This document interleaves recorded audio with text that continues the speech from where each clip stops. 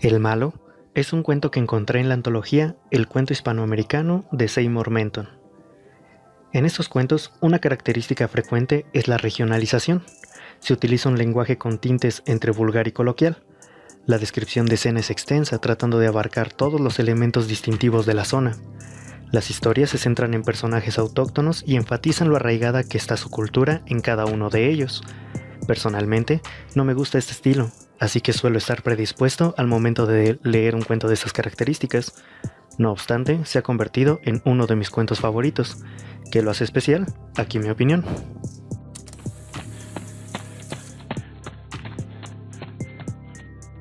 Ideas principales. La historia parece desarrollarse en una zona rural de Ecuador. Mientras sus padres trabajan, Leopoldo, un niño de 8 años, debe hacerse cargo de su hermano menor, el cual es un bebé. Leopoldo tiene mala fama entre sus vecinos debido a que, en palabras del cuento, a los que les grita la lechuza antes de que los lleven a la pila son malos, y a él dice que le habían gritado. Mientras cuida de su hermano, ocurre un accidente que intensifica las supersticiones de su pueblo. Desde el comienzo puede notarse una fuerte regionalización del lenguaje. Pondré una imagen, una captura de un pasaje de este cuento. ¡Por un demonio, lo que faltaba! En un inicio, esto me pareció incómodo, fastidioso, que entorpecía la fluidez de la lectura de forma innecesaria. Poco a poco, esto no solo deja de ser incómodo, sino que se siente natural, e incluso necesario para la historia. ¿Por qué? Al ser un lenguaje poco formal y muy intenso en cuanto a expresión, es fácil asociarlo con un niño, al menos muy bien implementado en este cuento. Además, la caracterización del personaje se construye mediante el diálogo, sin necesidad de descripciones largas o fuera de lugar. Creo que es un gran uso de la regionalización porque la historia se sirve de estas herramientas para llevar su mensaje.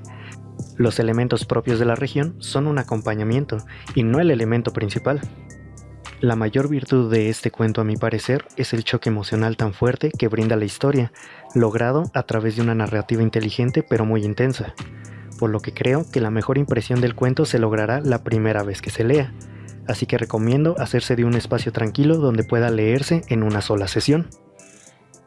El resultado es una historia triste, donde la mejor definición que puedo dar de la misma es un sentimiento genuino de coraje mezclado con impotencia.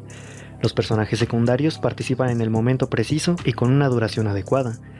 No se sienten como relleno, y lo que sí es relleno es descrito de forma excelente. Me refiero, por ejemplo, a la ambientación de la gente de fondo cuando Leopoldo corre. Si leen el cuento, pues ahí van a encontrar perfectamente a qué punto me refiero. El motivo del accidente, al ser descrito, parece bobo e inverosímil, por lo que algunos podrían calificarlo como sacado de la manga. Aquí le daremos el beneficio de la duda, ya que precisamente una explicación tan burda intensifica el sentimiento de coraje y le da sentido a la historia. Estadística. Dificultad de comprensión, sencilla.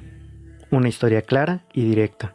Quizás solo al inicio sea incómodo acostumbrarse a las palabras con alguna variante, pero el mismo contexto ayuda a superar esta dificultad. Ritmo. Tajante. El diálogo de la primera mitad lleva un ritmo digerible, diría que incluso un poco aburrido, pero la historia misma provoca que después del accidente ocurra un cambio brusco en la manera de ir leyendo el cuento, no solo en cuanto a la velocidad, sino en la intensidad de emociones. Un cambio de ritmo necesario para el tipo de historia. En la escala normal, 10 es lo más alto, 0 el más bajo y 5 la media, así que yo le doy un 9. Es una historia donde todo encaja perfectamente. El cuento podría ocurrir en cualquier otro lugar modificando los regionalismos y seguiría siendo un gran cuento. No depende en su totalidad de un lugar y tiempo definidos, ya que el tema principal es la superstición. Pero referirlo a Ecuador, como lo hizo Gil Gilbert, lo convierte en un cuento representativo del país que estoy seguro trascenderá los años. Por cierto, aquí utilizamos el término regionalización como una adaptación a la cultura de una región, ya que si bien puede no ser un uso formal de la palabra, ilustra bien el sentido que aquí se otorga. Y bien, ¿cuál es tu opinión? No olvides dejarla en la caja de comentarios.